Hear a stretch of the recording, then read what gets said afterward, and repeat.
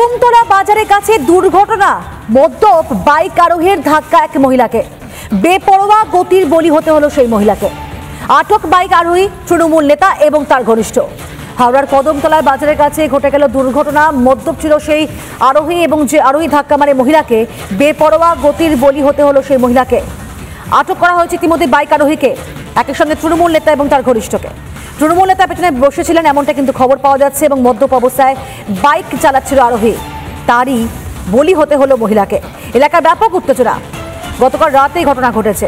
যিনি মারা গেছেন তিনি আমাদের গেটের কাছে এসে দাঁড়িয়েছিলেন, বাড়ি যাবে বলেন। ওনার বাড়ি হচ্ছে সলপে, উনি বাড়ি যাবেন বলে দাঁড়িয়েছিলেন।